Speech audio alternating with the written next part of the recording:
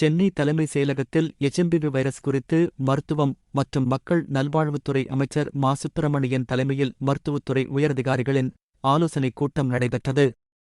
பின்னர் அமைச்சர் செய்தியாளர்களிடம் கூறியதாவது: எச்எம்பிவி என்கின்ற இந்த வைரஸ் பற்றிய செய்தி தொடங்கியவுடனே நாமும் தொடர்ந்து அந்த கண்காணிப்பில் இருந்து கொண்டிருக்கிறோம்.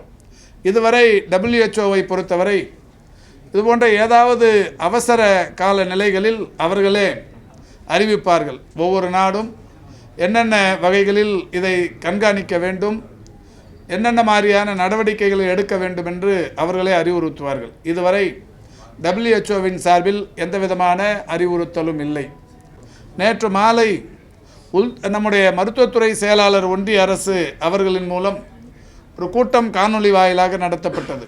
இந்த செயலாளர் அவர்கள் பேசுகிற போது பல்வேறு விஷயங்களை எடுத்து சொல்லியிருக்கிறார்கள். இது பதட்டப்பட வேண்டிய அவசியமில்லை, பதட்டப்படுவதற்கான எந்த சூழலும் இதில் இல்லை. இது ஒரு 50 ஆண்டுகளுக்கு முன்னாலேயே பரவிய வைரஸ். 2001 இது முதன்முறையாக கண்டறியப்பட்டிருக்கிறது. 2001க்கு முன்னாலேயும் கூட இது இருந்திருக்கக்கூடும் என்றாலும் இது முதலில் கண்டறியப்பட்டது 2001. எனவே இப்பொழுது நீங்கள் இந்த பிரசன்டேஷனில் பார்த்தீர்கள். இந்த பாதிப்பு வந்தால் ஒரு 3 5 6 நாட்கள் வரை சளி, இருமல் போன்ற சிறிய அளவிலான பாதிப்புகள் இருக்கும். நோய் எதிர்ப்பு சக்தி குறைவாக இருப்பவர்கள், ஏற்கனவே உடல்நலம் குன்றிய நிலையில் பல்வேறு நோய் பாதிப்புகளுக்குள்ளானவர்களுக்கு இந்த வைரஸ் தாக்குதல் ஏற்பட்டால் நுரையீரல் பாதிப்புகள் ஏற்படும் என்று சொல்லப்பட்டிருக்கிறது.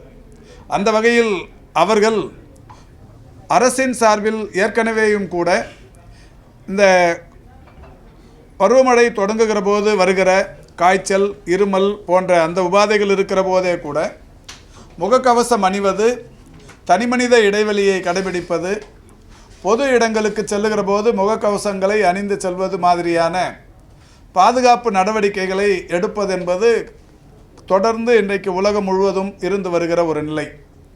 கடந்த 2 ஆண்டுகளுக்கு முன்னால் WHO தலைமை விஞ்ஞானிகளில் ஒருவராக இருந்த டாக்டர் சௌமியா சாமிநாதன் அவர்கள் கூட சொன்ன கருத்து ஒன்று இப்பொழுது நினைவு கூறப்பட வேண்டியது. இனிமேல் உலகம் முழுவதும் மக்கள் இதுபோன்ற வைரஸ்களோடு தான் நாம் போராடி வாழ வேண்டும் என்கின்ற நிலையில் ஒரு கருத்தை சொல்லியிருக்கிறார்கள். ஆனால் அந்த வைரஸ் எத்தகைய வைரஸ், எந்த அளவுக்கான தாக்கத்தை ஏற்படுத்தும் என்பது போன்ற விஷயங்களை நாம் மக்களுக்கு தெளிவாக சொல்ல வேண்டியது என்பது அவசியம்.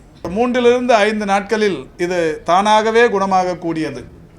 இதற்கென்று பிரத்யேகமான எந்த சிகிச்சையும் இல்லை. முன்னால் அந்த பாதிப்பு வந்தபோது ரெம்டெசிவிரை தேடிச் சென்றார்கள். ஆக்சிஜன் வேண்டும் என்கின்ற நிலையில் ICU வார்டுகளை தேடிச் சென்றார்கள். இப்பொழுது அது மாதிரி எதுவுமே இல்லை. எந்த சிகிச்சையும் எடுத்துக்கொள்ளாமல் தனியாக இருந்தாலே தானாகவே அது போய்விடும் என்கின்ற நிலையில் இருந்து வருகிறது. இது இன்று நேற்று வந்ததல்ல, தொடர்ந்து 50 ஆண்டுகளாகவே இருந்து வருகிற ஒன்று.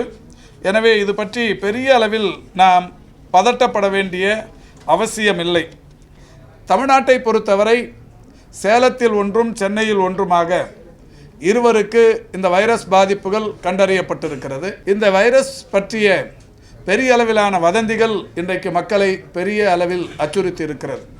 நேற்றைக்கு நானும் கூட சீனாவிலிருந்து இங்கே தமிழ்நாட்டிலிருந்து மருத்துவம் பயிலச் சென்ற ஒரு மாணவரின் பேட்டியை பார்த்தேன்.